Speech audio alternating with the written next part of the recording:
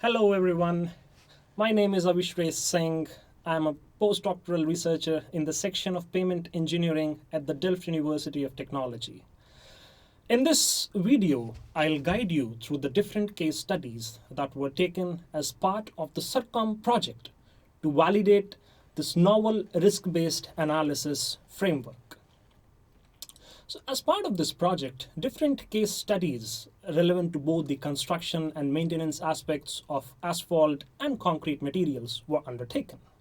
However, considering the time restrictions, for this video, I'll only capture one case study, which is about the in situ rejuvenation of porous asphalt in the Netherlands. Well, if you're interested to learn more about the other case studies, please feel free to visit the CERCOM webpage, whose description is provided below. So as part of this study, two distinct comparative scenarios were considered. The first scenario, as I just mentioned, was the in situ rejuvenation of porous asphalt. And the second scenario was resurfacing of porous asphalt with virgin materials. The analysis period for the study was 42 years. Well, this was in line with the recommendations provided by the Federal Highway Administration. For this particular study, we did not consider the construction phase. Well, this is because of the fact that the impacts associated with the construction for both the comparative scenarios would be similar, and hence it was neglected. So we'll basically deal with the use phase as part of this study. Moving forward, now in order to validate the framework, there were a set of assessment categories, starting from technical performance until social. So for each of these 5 assessment categories, we used different key performance indicators for their quantification and assessment. For instance, the technical performance was quantified using the skid resistance and rev-link. Similarly, the economic performance was assessed based upon the net present value. Then we also made use of circular economy index, which is a value-based indicator, and it was used to assess the circularity potential of different maintenance options. Well, based upon the studies, you can also use some other circularity metrics, for instance, material circularity indicator, which was used in the other case studies. And again, as I mentioned, if you would like to go into the methodology or how these KPIs were computed or used for every project, feel free to refer to deliverables 4.1 and 4.2, which are available at the CERCOM webpage.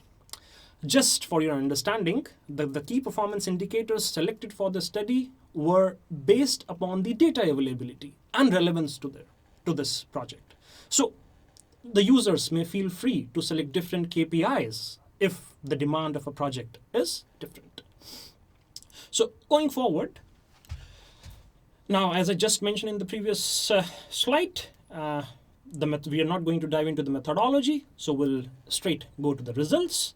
Now, speaking of environmental life cycle analysis, what we found was that the carbon dioxide impacts or the emissions due to in situ rejuvenation were about 39% lower as compared to resurfacing.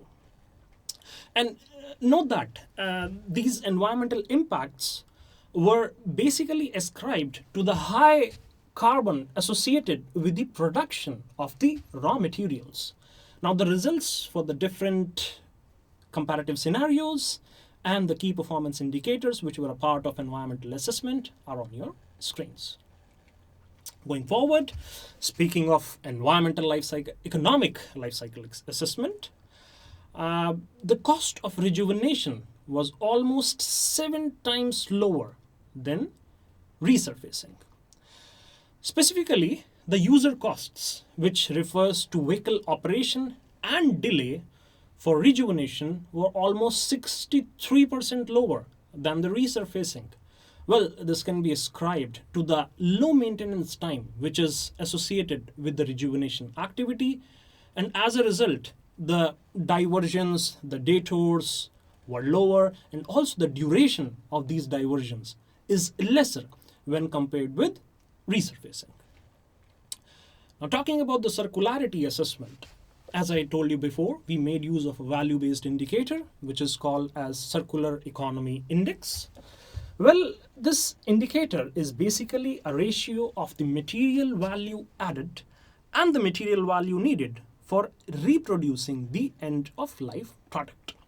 When I say the material value added, it basically refers to the benefits that are obtained by using a particular maintenance or construction method. And note that these benefits are actually ascertained in terms of an economic value.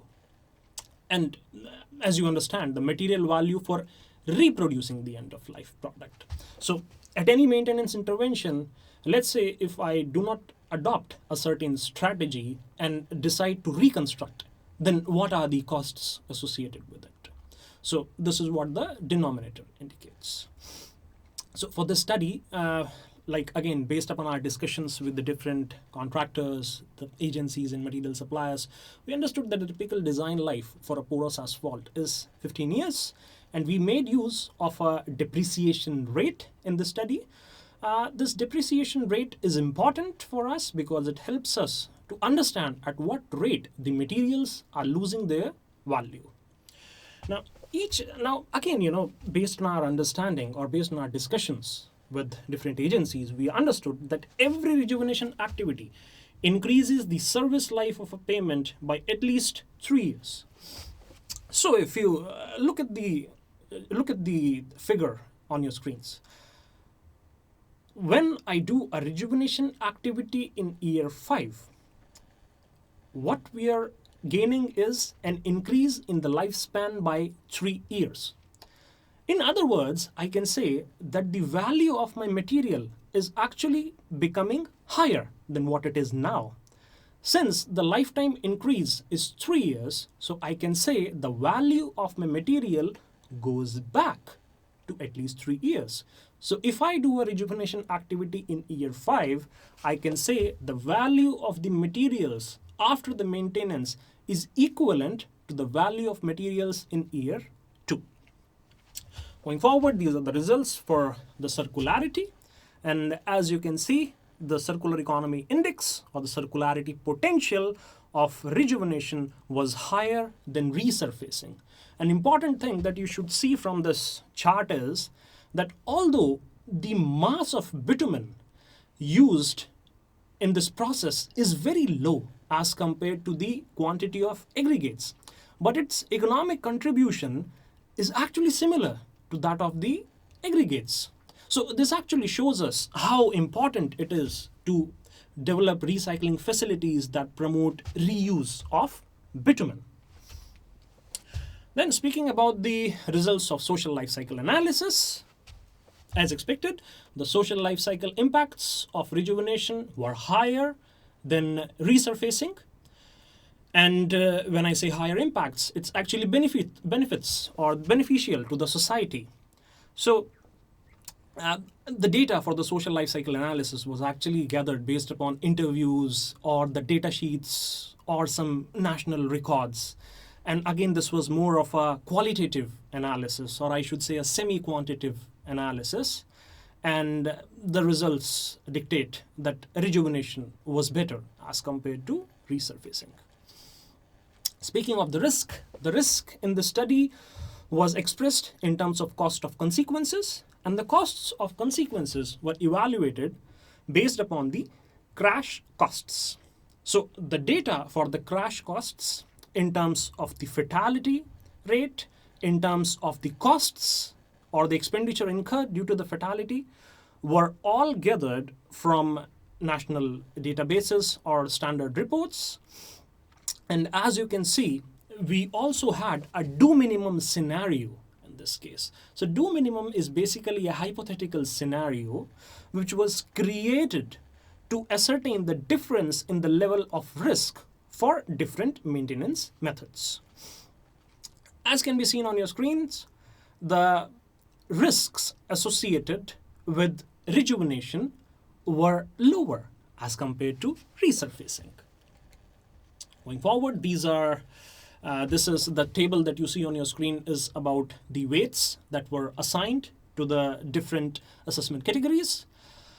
Again, this project is more emphasized on ascertaining the circularity potential of different maintenance methods, so it was given a higher weight. And again, based upon our discussions with different NRAs and the different agencies, we understood that economic value has a major role to play during the procurement of different maintenance or construction methods.